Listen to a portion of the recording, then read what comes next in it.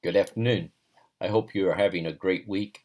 I am feeling like maybe I'm beginning to catch up on some things, and that's a good feeling. As we are in the middle of week 6, I just want to say I hope that your heart is stirred as much as my heart has been stirred as we have wrestled with the Genesis 22 uh, passage and whether or not we will really lay down our most loved object before the Lord. Psalm 8, what a powerful psalm and so much to teach us. And then as we worked on the prodigal, or I like to say the lost son, because in so many ways I believe it's the elder son who has lost the sight of the will of the father. Uh, and as I see the prodigal, the younger son, I see myself in the mirror.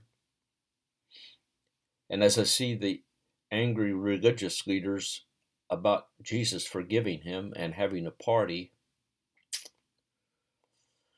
oh, in the mirror I see myself again at times. And then the elder son. Uh, whew, so easy to have those attitudes, isn't it? So as we think about that, that's powerful. And then as we dealt last week with the demoniac and Christ healing of casting out the demons, powerful, powerful section to remind us of the greatness of God's power. I think so many times I view God's power as a little miniature firecracker for the 4th of July, when in reality it's a atom bomb. And I pray according to the firecracker to the God who has the power greater than the atomic bomb. Lord, increase my faith and help me to trust in you. And when you work in a person's life like the demoniac, help me not be like the citizens who said, "Get out of here. We can't handle this." Help me to trust in you. As you do your papers, I find it very, very helpful to have a bibliography so that I know your resources. And candidly, your papers are a great enrichment to me. I can't state that. I sit here and I read your papers and read your discussion boards, and I say, "Oh God, you are so good to me that I can participate in this way, and you teach me as I listen and read what the students have to say." And it really is awesome. So sometimes I'd like to know what that resource is that you used, and I jot it down for my further enhancement at another time. The so why don't we go ahead and use a cover page? That's simple enough to do, and also a bibliography.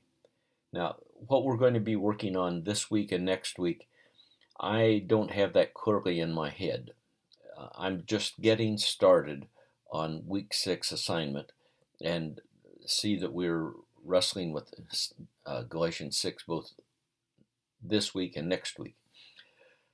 So, how that works out, I'm going to leave that up to your judgment about using an exacting Turabian, but I do request the cover page and the bibliography. Let's see.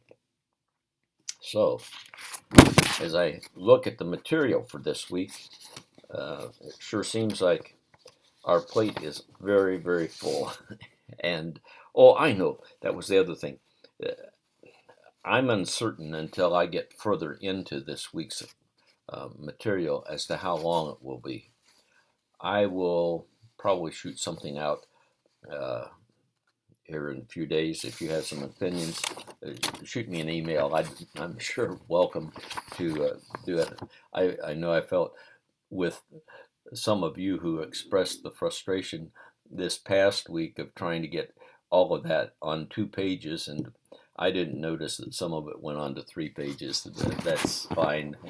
But as I looked at the topic and I read your presentations, I thought it, it would probably would have been easier to write a 3 or 4 page paper than a 2 page paper.